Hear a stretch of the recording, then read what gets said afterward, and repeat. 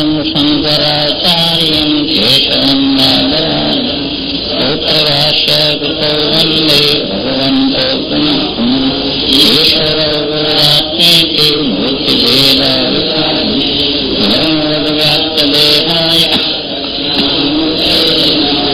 ॐ शान्ति शान्ति शान्ति।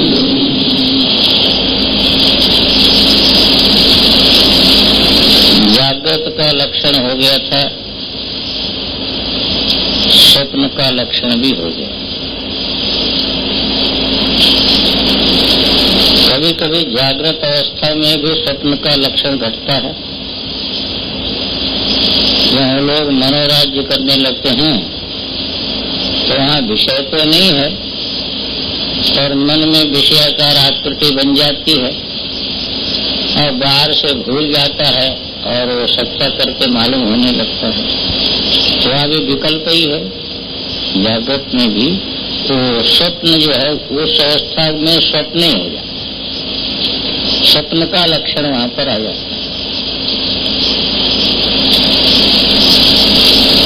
यदि कोई कोई स्वप्न भी ऐसे होते हैं कि जो स्वप्न जागृत के समान ही प्रतीत होते,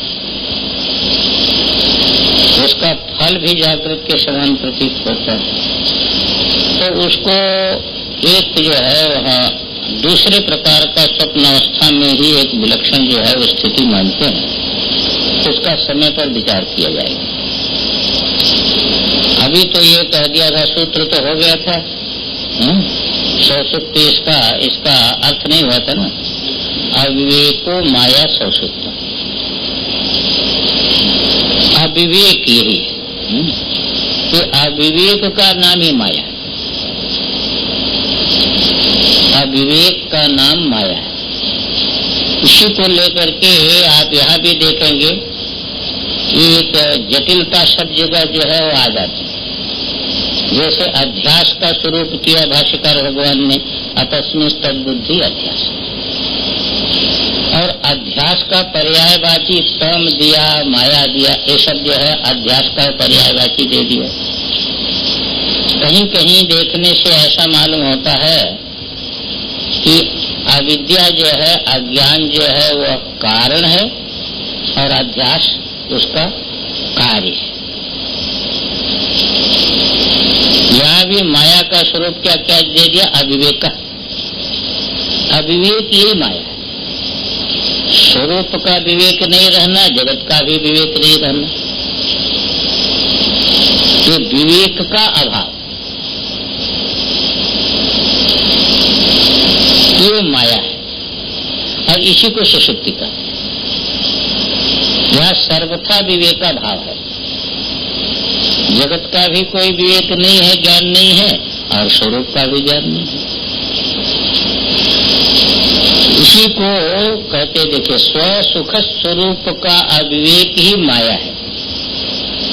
यानी अपना जो स्वरूप है, आनंद स्वरूप है, उसको खो गया, वो गायब हो गया, इसी का नाम माया है। इसी को सुषुप्ति कहते हैं। यहाँ इसका विवरण देखें हम लोग, ज्ञान ज्ञेय मेरी शक्ति है, इसका अनुदय जिस दशा में है। जागृत दशा में तो दृष्टा है, दृश्य है, दर्शन है, ज्ञान भी हो रहा है, ज्ञाता है, ज्ञान है, ज्ञेय है। और इसके अनुसार जो है शिव योगी को क्या मालूम होता है, शिव योगी जो ज्ञाता है उसको क्या मालूम होता है कि ज्ञान ज्ञेय को शक्ति रूप करके जानता है। इतने अंतर है ना।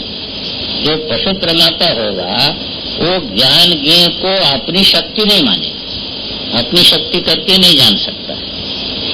और जो शिव योगी है वो ज्ञान और ज्ञेय दोनों को अपनी शक्ति रूप करके मानता है।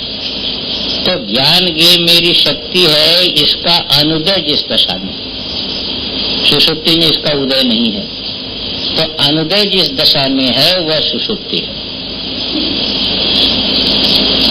कोई क्यों नहीं मानता कि चिद रूप का अविवेक इसी को कहते हैं।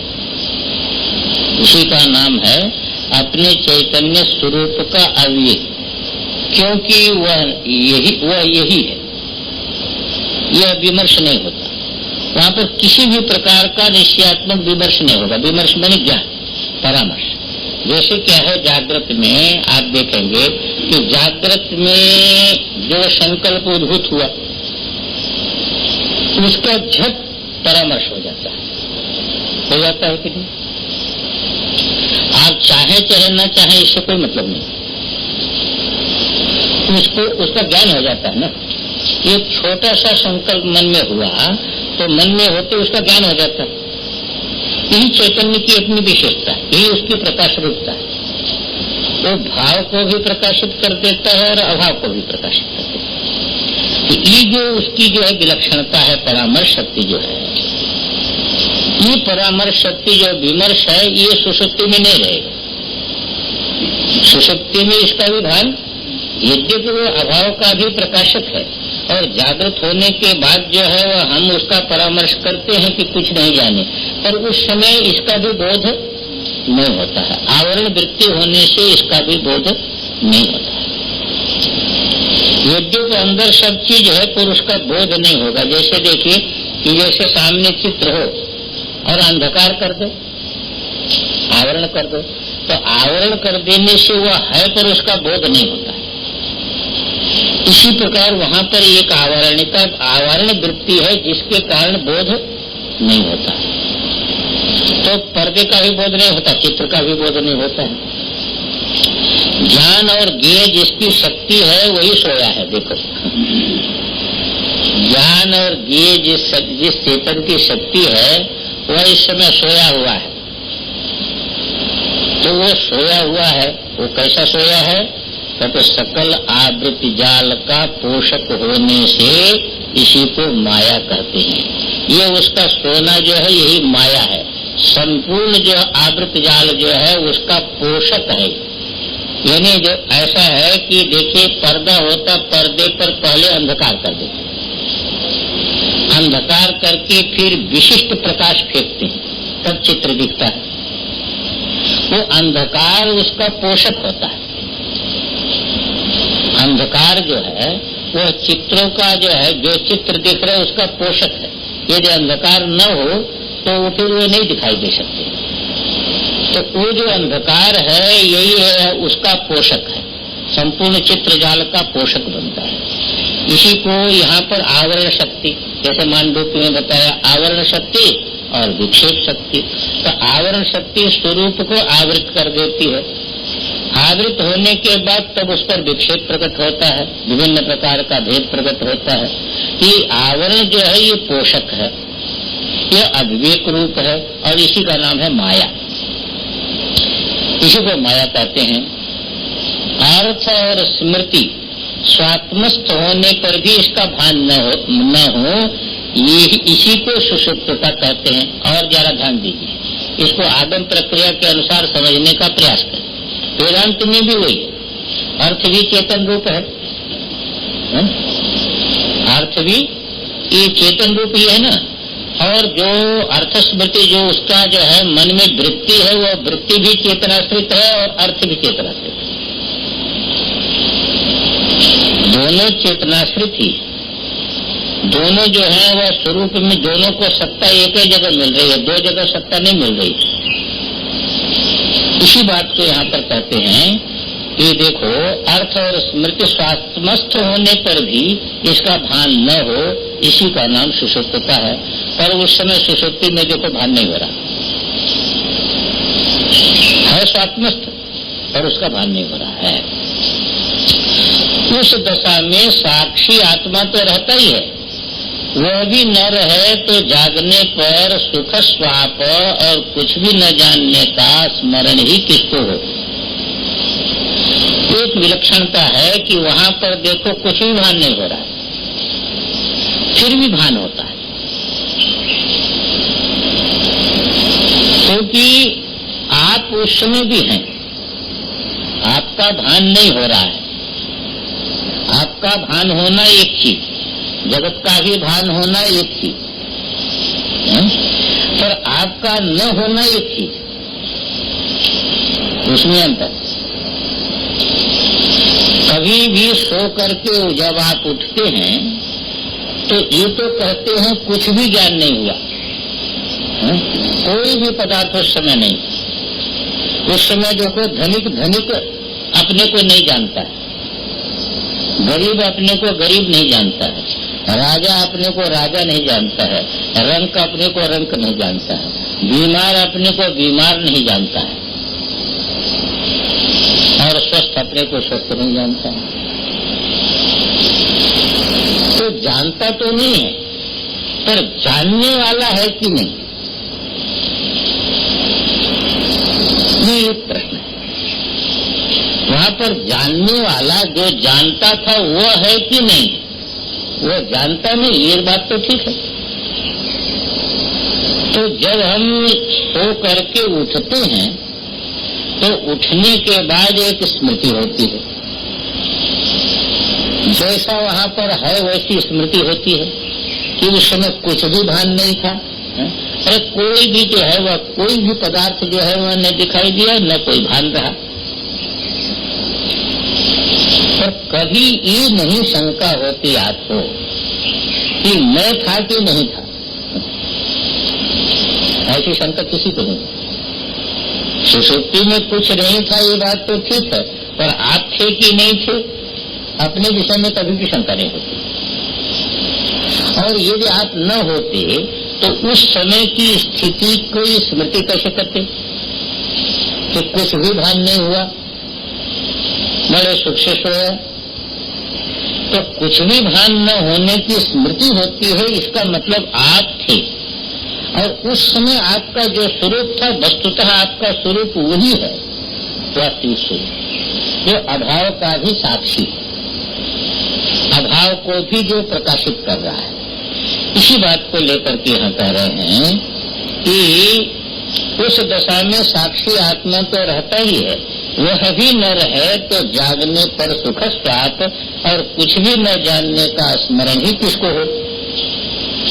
बुद्धि आदि करण भी तो उसी में विलीन रहते हैं, उस समय करण वर्ग भी उसी में विलीन रहता है।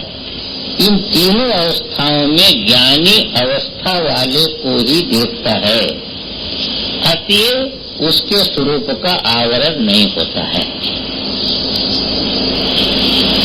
ज्ञानी को क्या होता है कि वो जो है तीनों अवस्थाओं को जो है वह देखने वाला होता है और तत्त अवस्था अभिमानी को भी जानता है। वह तत्त अवस्था के अभिमानी का भी उसको भान होता है। विश्व तेजस प्राज्ञ ये तीनों अभिमानियों का उसको भान है। एक ज्ञान ऐसा है, एक ज्ञान स्वरूप ऐसा है कि ये तीनों का प्रकाश उसमें हो रहा है और ये तीनों अवस्थाओं के द्वारा, तीनों अभिमानों के द्वारा जो है हमको उसी को लक्षित करना है। इसलिए यहाँ पर कहते हैं कि ज्ञानी जो है उसको क्या होता है कि वह बुद्धि आदि करण भी नहीं रहते, इन तीनों अवस्थाओं में ज्ञानी अवस्था वाले को ही देखता है, अतएव उसके स्वरूप का आवरण नहीं होता। इसलिए ज्ञानी के स्वरूप का आवरण सुषुप्ति में भी नहीं होता। जागृत है। देखो एक चीज ये होती है, हम लोगों को ज्ञान शब्द से त्रिपुट्यात्मक ज्ञान का ही अभ्यास है। एक दृष्टांत से आप समझने का प्रयास करें, ऐसा समझने का प्रयास करें कि अपने यहाँ शास्त्रों में सूर्य को जगत का आत्मा कहा गया है और चंद्रमा को मन कहा गया है। चंद्रमा मन का, इधर व्यक्ति मन का देवता है, तो चंद्रमा जो है वह मन कहा गया है और सूर्य आत्मा कहा गया है। और हम देखते हैं कि सूर्य के प्रकाश को मन ग्रहण करता है और ग्रहण करके जगत को प्रकाशित करता है। ये मन का प्रकाश नहीं है, ये प्रकाश किसका है? ये सूर्य का प्रकाश है। सूर्य का प्रकाश चंद्रमा ग्रहण करता है और वो चंद्रमा पृथ्वी को प्रकाशित करता है। तो उस समय प्रकाश कहाँ दिखाई देता है? चंद्रमा में दिखाई देता है। और वो चंद्रमा का विषय कौन बनता है? ये विषय बनता है, वह पृथ्वी बन रही है विषय। तो चंद्रमा में दिखाई देता है प्रकाश, और चंद्रमा में जिस समय दिखाई देता है उस समय भी वह प्रकाश चंद्रमा का नहीं है, उसका है सूर्य का। इसी प्रकार हमारे मन में जो इस समय चैतन्याभास मालूम हो रहा है, जिस चैतन्याभास को लेकर के अहम फुरता है, हम जो है उसी चैतन्याभास को लेकर के जीव संज्ञा हो रही है। तो वो चैतन्याभास जो है वह उस मन का नहीं है, वो आत्म चैतन्य मन में जो है अभिव्यक्त होता है। अब आप हमारे यहाँ एक पर्व आता अमावास्या पर्व, और अमावास्या पर्व को बड़ा महत्व मानते हैं। तो उस समय ज्योतिष शास्त्र के अनुसार क्या हो जाता है अमावास्या पर्व को, कि सूर्य ये है और चंद्रमा ये है, दोनों एक राशि पर आ जाते हैं।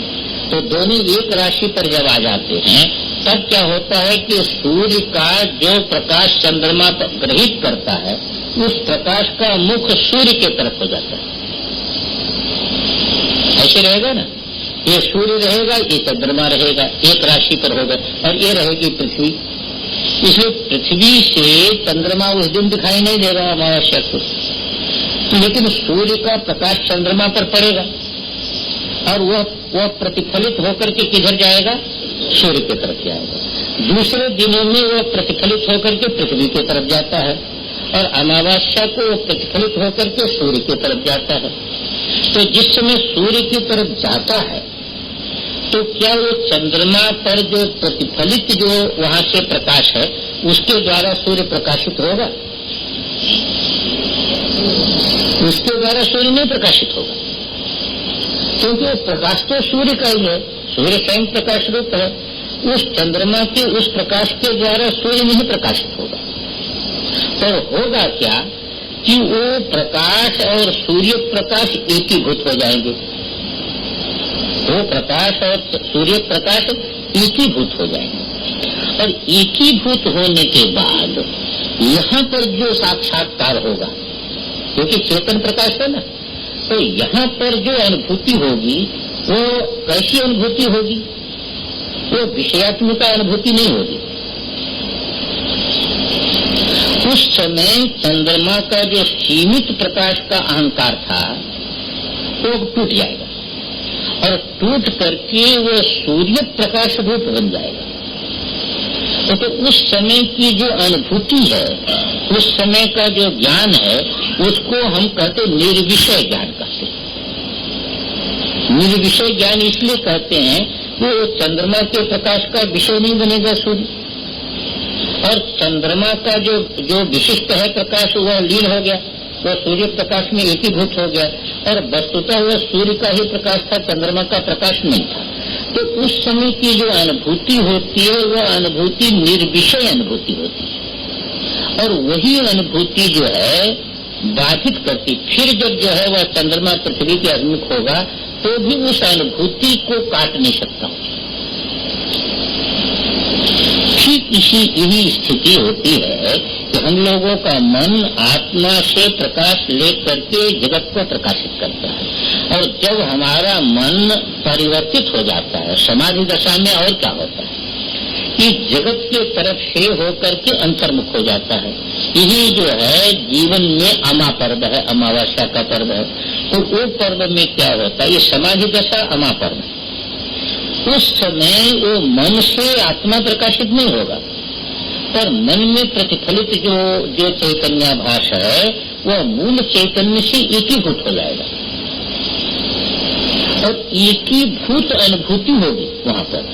तो वो अनुभूति निर्विषय अनुभूति होगी, वो स्व की अनुभूति होगी, स्व की अनुभूति जो होगी और निर्विषय अनुभूति होगी, और वही अनुभूति जो उत्पन्न होती है वही बाद में हेतु बनती है।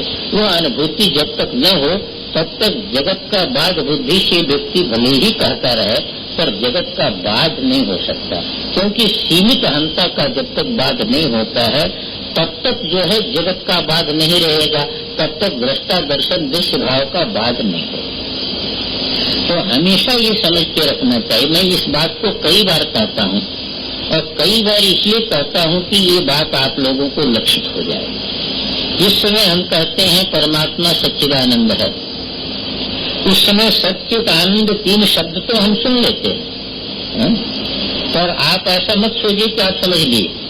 क्यों? सत्ता के विषय में जो हमको अनुभूति है वह विशिष्ट सत्ता की अनुभूति हमेशा होती है। जितना काल है इसमें हम विशिष्ट सत्ता को ही जानते हैं। घट है, पट है, मठ है, मकान है, देवता है, मनुष्य है, पशु है, पक्षी। ये विशिष्ट सत्ता की हमको अनुभूति है। पर वो जिस समय परमात्मा को या आत्मा को या स्वरूप को हम सत्य कहते हैं, उस समय वो विशिष्ट सत्ता नहीं, वो सामान्य सत्ता है। इसलिए हमको ये भ्रम हो जाता है, क्योंकि विशिष्ट सत्ता के अभ्यास होने के कारण इसी प्रकार आत्मा के अस्तित्व को भी हम समझने का प्रयास करने लगते हैं। जिस समय हम आत्मा को चैतन्य कहते हैं तो उस समय भी भ्रम ही होता है, क्योंकि विशिष्ट चैतन्यता का हमको भान है। सब जगह विशिष्ट चैतन्यता का भान है ना, जहाँ जहाँ अंतःकरण है वहीं तो भान हो रहा है, तो विशिष्ट चेतना का भान है। इसीलिए हम इसको चेतन कहते, इसको जड़ कह देते हैं। पर आत्मगत जो चैतन्यता है वहां पर जो ज्ञान है वो इस प्रकार का ज्ञान नहीं, वो विशिष्ट नहीं है ज्ञान, वो सामान्य ज्ञान है। ये अनंत विशिष्ट ज्ञान जिस पर लहरी बनकर के उद्भूत हो रहे हैं वो है वो। तो वो सामान्य ज्ञान में हमारी जो है वह बुद्धि का वो विषय बनता नहीं। जिसलिए बुद्धि का विषय नहीं बनता है तो उसको जब हम उस ज्ञान स्वरूपता को समझने का प्रयास करते हैं तो भी भ्रमित हो जाते हैं। इसी प्रकार आनंद है, आनंद की जो हमको अनुभूति है ये विशिष्ट आनंद की अनुभूति है। और यो है घूमा तब सुखम नालते सुखमस्ती, ये विशिष्ट जो होगा वो परिच्छिन्न होगा। तो परिच्छिन्नता और विशिष्टता से युक्त आनंद की हमको अनुभूति, ऐसे आनंद हम स्वरूप में भी खोजने लगते हैं। क्योंकि जो विषय बनाना चाहते हैं ना उसको भी जानना चाहते हैं। इसलिए क्या होता है कि ये 3 शब्द से लक्षित जो है उसको समझने में इस प्रकार की कठिनाई पड़ती है। इसलिए इसको जरा जो है वह ये विशिष्टता को छोड़ करके सामान्य में बुद्धि को लीन करना पड़ता है। बुद्धि को सामान्य में लीन करके आपको एक अनुभूति होगी सच्चिदानंद की।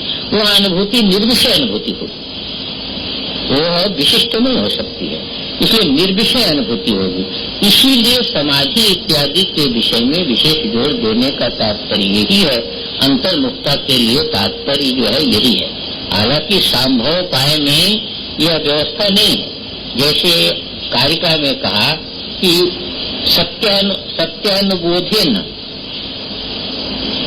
बुद्धि अत्यंत शुद्ध है तो सत्य का अनुबोध हो जाता है अंदर, और उसी से जगत जो है वो खत्म हो जाता है। तो मन ही शांत हो जाएगा। सत्यानुबोध हुआ कि मन बाधित हुआ, तो मन वहीं पर शांत हो जाएगा। तो वो मन को पकड़ करके शांत नहीं करता है। देखिए ज्ञान की जो प्रक्रिया है, हम लोग प्रक्रिया में हमेशा भ्रमित इसलिए हो जाते हैं कि देखो वेदांत की प्रक्रिया में मन को पकड़ने की बात नहीं, स्वरूप को समझने की बात है। क्योंकि वेदांत आपको सुनाता है कि आप स्थूल शरीर में है तो सूक्ष्म शरीर नहीं, तो सूक्ष्म शरीर नहीं है तो मन छूट गया कि नहीं। अब मन के पीछे आप परेशान हो रहे हैं। वेदांत की प्रक्रिया से जब आप विचार करेंगे तो मन को तो छोड़ा रहा है। मन को तो आपको ऐसे देखने को कह रहा जैसे घड़ी दिख रही, ऐसे मन को देखो। मन का साक्षीपन में आपको ले जा रहा है। तो वो वेदांत तो आपको मन से इधर ले जा रहा है और आप मन को पकड़े हुए हैं कि मन जो है इधर जा रहा है तो उधर जा रहा है, तो ये चिंतन नहीं करता है, तो इधर चला जाता है उधर चला जाता है। ये वेदांत की प्रक्रिया में ये नहीं, ये प्रक्रिया करती है कि ये प्रक्रिया मन की प्रक्रिया, योग की प्रक्रिया है। ये मन शोधन की प्रक्रिया तो है, पर वेदांत की प्रक्रिया है कि मन से आपको पृथक कर रहा हो। तो इसी को कारिकाकार ने पहले कहा कि सत्यानुबोधेन तेरा न संकल्प सत्यानुबोध रूपी बल से मन उसको हमने जो है उसके दृष्टा भाव में चले गए, उसके पीछे नहीं पड़े तो शांत हो गया, आप क्या करेगा। लेकिन ये जो स्थिति नहीं है तो फिर योग की साधना से ही मन को पकड़ना पड़ेगा, दूसरा क्या उपाय, मन को तो पकड़ना पड़ेगा। तो ये सांभोपाय जो है ये सत्यानुबोध की स्थिति है। ऐसा जो अनुबोध है ये अनुबोध ही उसको बाधित कर देगा, और इसकी प्रक्रिया यही है। सत्य जो है सत्य अनुभूत हो जाए, सत्य अनुभूत हो जाने पर बाधित हो जाएगा। तो ये सत्य के बल से जो है वह मन अंतर्मुख इसमें होता है। मन को आप छोड़िए, आपको हो जाएगा। एक चीज आप विचार करके देखिए कि जो मैं इसी बात को कह रहा हूं कि वेदांत की प्रक्रिया में आप देखिए तो मन को पृथक आपको करना है, क्योंकि मन में दो भाग है। एक ऐसा सहज नहीं है जैसा हम लोग बोल देते, इतना सहज नहीं है। पर पहले आपको ये समझना पड़ेगा कि मन में ही दृष्टा दर्शन दृश्य ये तीनों कहाँ है, मन में। दृश्याकार मन ही बना, ज्ञानाकार मन ही बना, और उसके कारण दृष्टित्व जो चैतन्य में आया ये किसके कारण आया, मन रूप उपाधि के कारण। दृष्टा बिल्कुल पृथक है, साक्षी है, पर जहाँ पर दृश्य आया वहाँ पर देखो दृश्य हुआ, उसका ज्ञान हुआ और उसका दृष्टित्व का आरोप हुआ। तो पहले आपको क्या करना पड़ेगा कि दृष्टा में अपने को दृष्टा में खींचना पड़ेगा, समझे ना। दृश्य से पृथक करना पड़ेगा। तो दृश्य से पृथक करके दृष्टा में आप विश्रांत होंगे। एक खेल चल रहा है, दृष्टा दर्शन दृश्य दृष्टा, समझे ना। दृष्टा दर्शन, दृष्टा देखिए नेत्र इंद्रिय का जो है मन में जो है मन को लेकर के जो दृष्टित्व है वह नेत्र इंद्रिय का जो का आधार लिया, विषयाकार हुआ बना, मन जो है वह विषयाकार हुआ तो दृश्य तक पहुंचा, और दृश्य के बाद फिर कहाँ आएगा, फिर सौम्य। तभी तो ये होगा कि हमको ये ज्ञान हुआ, तो फिर सौम्य आएगा। तो ये खेल चल रहा है, दृष्टा दर्शन दृश्य दृष्टा। तो इसमें जो मुमुक्षु साधक है और अंतर्मुख साधक है वो इस बात की साधना कर पाता है कि प्रत्येक वृत्ति दृष्टा में विश्रांति को प्राप्त हो रही है। तो दृष्टा में विश्रांत होता है, दृश्य में विश्रांत नहीं होता, बस इतना है साधना। मन हमारा दृश्य में विश्रांत है, दृश्य में टिकता है। वस्तुतः क्या है कि मन वहां टिक नहीं सकता, वो तो दृष्टा में आके टिकता है। तो वो क्या होता है, मुमुक्षु हमेशा क्या होता है, यही बहिर्मुखता अंतर्मुखता में अंतर है। वो वहां से दृष्टा भाव में आता है। दृष्टा भाव का पुट बढ़ते बढ़ते बढ़ते बढ़ते बढ़ते बढ़ते तब जो है वह मन की जो दृश्यात्मक ज्ञानात्मक दोनों वृत्तियां, ये जो है वृत्तियां हैं वो दृश्य बन जाएंगी। वो क्या हो जाएगा, मन दृश्य बन जाएगा। जब मन दृश्य बन जाएगा तो वेदांत के अनुसार या ये सांभव उपाय के अनुसार आप दृश्य भाव से अलग हो जाएंगे। पर जब तक ये स्थिति नहीं है तब तक तो हमको साकार या सगुण से किसी प्रकार भयभीत नहीं होना चाहिए और उसका आश्रय लेना चाहिए। उसके आश्रय लेने में कभी भयभीत नहीं होना चाहिए। क्यों कि हम अपने को शरीर से पृथक नहीं कर पा रहे हैं, स्थूल शरीर सूक्ष्म शरीर कारण शरीर से पृथक नहीं कर पा रहे हैं। तो इसका मतलब सविशेष का आश्रय हमको लेना पड़ेगा। तब हमको मंत्र का आधार लेना पड़ेगा, सविशेष उपासना का आधार लेना पड़ेगा और आधार ले करके अपने को आगे बढ़ाना पड़ेगा, बलवान बनाकर। हाँ, यदि इतनी योग्यता है तो इतनी मात्र से हो जाएगा। सत्यानुबोध मात्र से आपका मन जो है संकल्प रहित हो जाएगा। ये इसमें तात्पर्य है।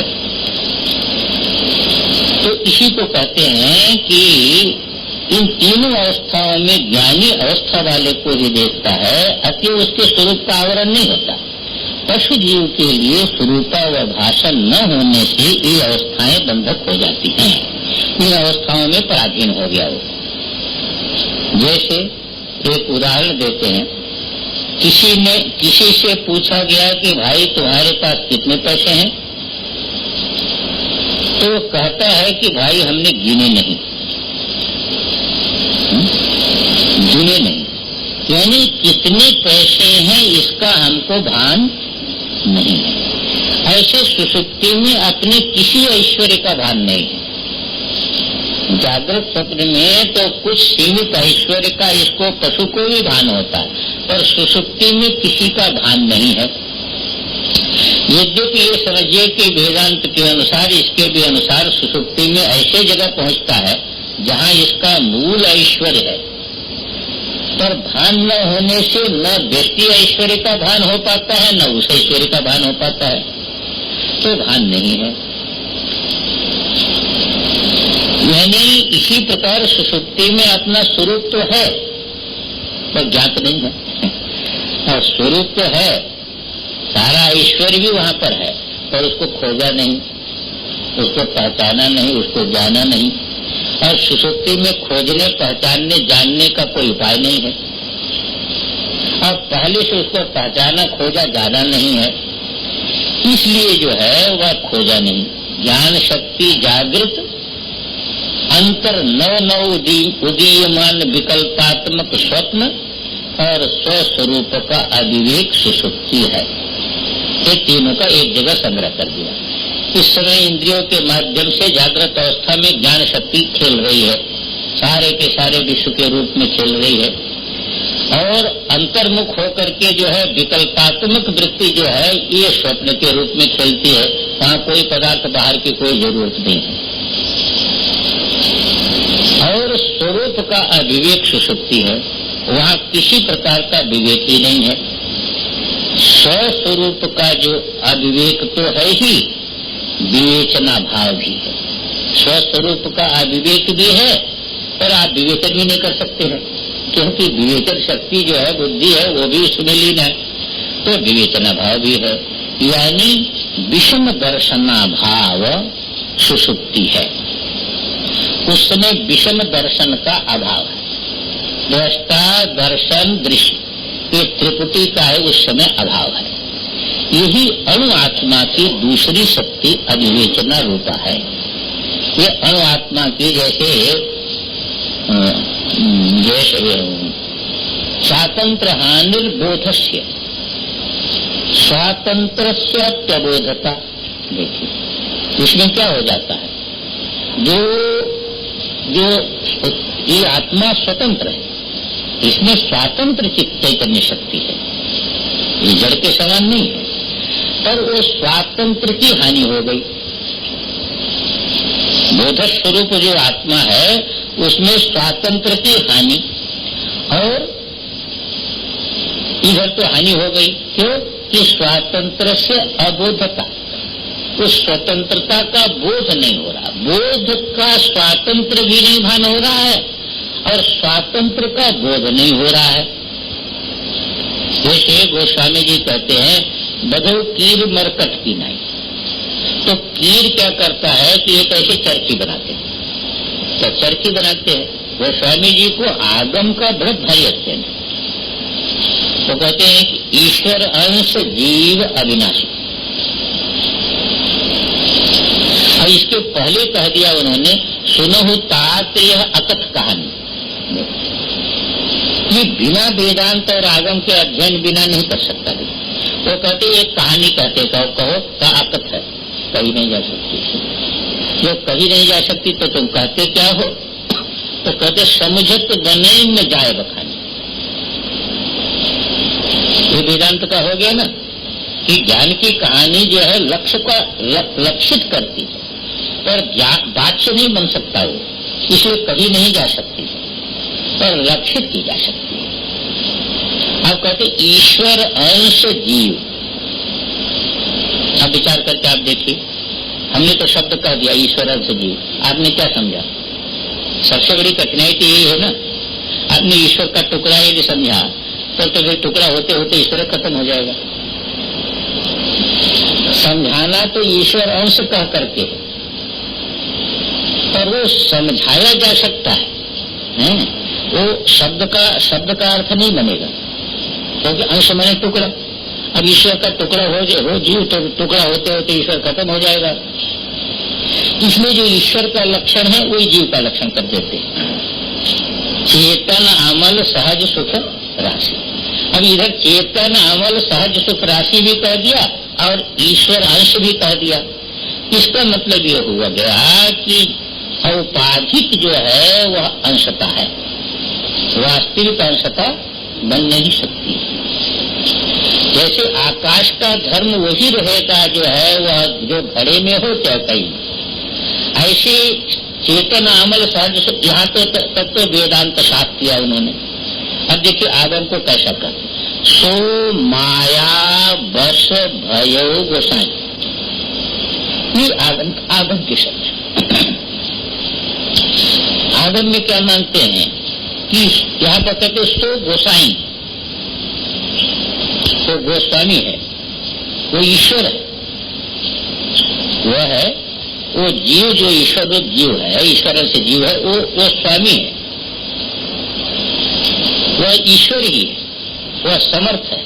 और माया बस भयो, यहाँ पर ये नहीं कहा कि माया ने उसको बस में किया, माया बस में नहीं कर सकती, माया उसको बस में नहीं कर सकती।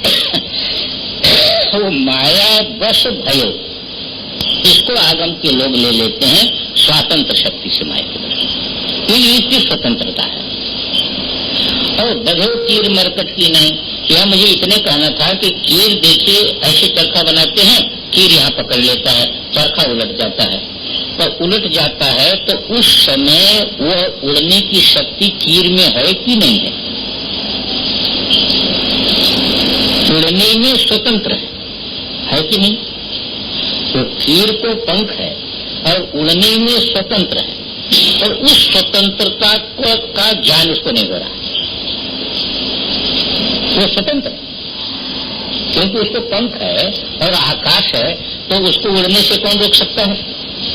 पर जो ऐसे हो गया तो उसको लगता है कि छोड़ेंगे तो गिर जाएंगे। अरे भाई तू आकाश में उड़, तू उस समय शक्ति है उसमें कि नहीं? शक्ति है, पर शक्ति है पर उसका भान नहीं है। स्वातंत्र हानिर्बोधस्य, बोध का जो बोध जो परमात्मा है उसका जो स्वातंत्र है उस स्वतंत्र का भान नहीं हो रहा है, ये हानि। इसलिए उसको छोड़ता नहीं, वो पकड़े रहता है, और पकड़े रहता है तो पकड़ा जाता है। इसी आगम के अनुसार इसी क्षण आप स्वतंत्र है, इसी क्षण मुक्त होने में स्वतंत्र है, क्योंकि ये जीव ईश्वर स्वरूप है और इसमें स्वतंत्र शक्ति है। इसी क्षण मुक्त होने में स्वतंत्र है, कोई रोक नहीं सकता इसको। पर वह अपने स्वातंत्र को भूल गया और एक शरीर रूपी लकड़ी को पकड़ लिया बस। अब इसको छोड़ करके वो कल्पना नहीं कर सकता, इसको छोड़ करके अपने स्वातंत्र को वो समझ में उसको नहीं आता, पर है इस समय भी स्वतंत्र हो। इतनी बात जो है वो आगमकीय है। तो यहाँ पर इसी भाव को कहते हैं कि स्वस्वरूप का विवेचना भाव है, यानी विषम दर्शना भाव, यही अणु आत्मा की दूसरी शक्ति अविवेचना रूपा है। अपने स्वातंत्र का, अपने स्वरूप का विवेचन नहीं हो रहा है, इसको माया भी कहते हैं, इसी का नाम माया भी है।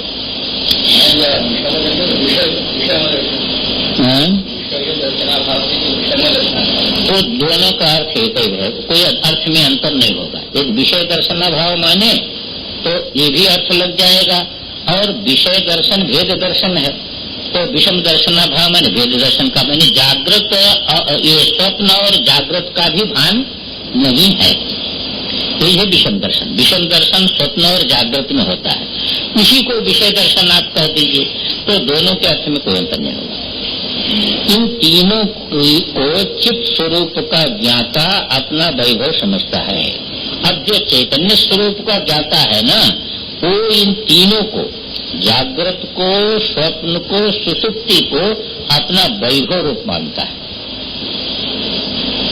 वो उसका वैभव माने स्वातंत्र है उसका ना, वो अपने स्वातंत्र से उस प्रकार का, क्योंकि जहाँ सीमित अहंता को छोड़ा कहा उसका स्वातंत्र जागृत हुआ, तो वो तीनों को अपने वैभव समझता है। अर्थात जब बहिर्दृष्टि की तो बहिर्सृष्टि। इसीलिए ये शिव योगी को जो मानते हैं ना, शिव योगी को मानते हैं उसका शरीर भी नहीं है, जगत भी नहीं। तो बहिर्दृष्टि किया तो जगत उत्पन्न हो गया, और अंतर्दृष्टि किया तो स्वरूप में लीन हो गया। बहिर्दृष्टि किया तो जगता भास उसको प्रतीत होने लगा, और अंतर्दृष्टि किया तो सब स्वरूप हो गया, सब स्वरूप हो गया। सामान्य को ये नहीं हो सकता, उसका संस्कार बना रहता है, उसका संस्कार बुद्धि में रहेगा, इसलिए उसकी स्मृति करता है ना, उसकी स्मृति करता है, उसकी वासना बना करके रखता है। पर योगी को ये नहीं होगा, तो उसको बहिर्दृष्टि किया तो सबका सब प्रतीत हो रहा है, जगत उत्पन्न हो गया। और जहाँ अंतर्मुख हुआ तो एक चैतन्य में जाकर के मन आदि सभी लीन हो गए। तो वह जो है इसी बात को यहाँ पर संकेत करते हैं कि अंतर्दृष्टि की तो अंतर्सृष्टि की तो स्वप्न हो गया, और उभय दृष्टि सृष्टि रहित हुआ तो सुषुप्त हो गया। यानी दोनों दृष्टि और सृष्टि का अपने में लोप कर लिया। इस प्रकार शिव मत का अभ्यास करने वाला आत्मा को परिच्छिन्न नहीं समझता है। आत्मा तुम गिरिजा मति, साक्षात शिव रूप ही आत्मा को समझता है, और समष्टि बुद्धि जो है यही उसकी जो है वो बुद्धि है। यह आत्मा के स्थान में चिदानंद घन महादेव को और बुद्धि के स्थान में गिरिजा भगवती को निश्चय करके जगत अवस्था को ज्ञान शक्ति, स्वप्न को विकल्प और सुषुप्त को इसी अद्भुत रचयिता का विवेचना भाव रूप एक दशा विशेष समझता है। इस अद्भुत रचना विशेष को स्वस्वरूप वैभव जानता है, वह स्वस्वरूप वैभव जानता है। कैसा वैभव जानता है कि जैसे मान लीजिए 3 महल आप बना में, और एक महल में आप ऑफिस का काम करते हैं जाकर के, और दूसरे में आप जो है वह अंतरंग जो है बात करते हैं, पूजा पाठ करते हैं, और तीसरे में जाकर के आप सो जाते हैं। तो तीनों को अपना वैभव ही आप जानते हैं कि नहीं जानते? तीनों को अपना वैभव ही जानते हैं, अपने वैभव से अतिरिक्त आपका भान नहीं होता है। तीनों में आप स्वतंत्र है, आपका वैभव है। तीनों को छोड़ करके पृथक आप अपने स्वरूप को भी जानते हैं। इसी प्रकार ये जागृत भी वैभव ही है चैतन्य का, उसको ये भान होता है कि जागृत भी वैभव है। ये कब भान होगा? सीमित अहंता रहते नहीं भान होगा। सीमित अहंता जब टूटेगी, पूर्ण अहंता कोलितम विश्वम योगीश्वर तथा, तब जाकर के ये भान उदय होता है। तो वो इस प्रकार समझता है। तो यह महान शिव योगी है, यही जो है शिव मत में अभ्यास है। तो शिव मत का अभ्यास यही है। अब तीनों गुणों के अनुरूप 3 अवस्थाएं जो कही गई, उन तीनों अवस्थाओं का जो ज्ञाता है उसको क्या फल मिलता है? इस पर महामहेश्वर कहते हैं तृतीय भोक्ता वीरेशः, तृतीय भोक्ता वीरेशः। अब देखो ये जो कहा था ना उद्यमो भैरव, अब वो भैरव हो गया पूरा। यहाँ आकर के क्या हो गया? वो भैरव हो गया, उसकी वीरेश संज्ञा। भैरव की जो है वीरेश संज्ञा है। क्यों वीरेश संज्ञा है? कि वही वस्तुतः जागृत शब्द सुसुप्ति का भोक्ता है, वही इसका भोक्ता है। तीनों उसका ऐश्वर्य हो गया ना। ये ऐश्वर्य रूप में स्वीकार करना ही भोक्तृत्व है, और कोई भोक्तृत्व नहीं है।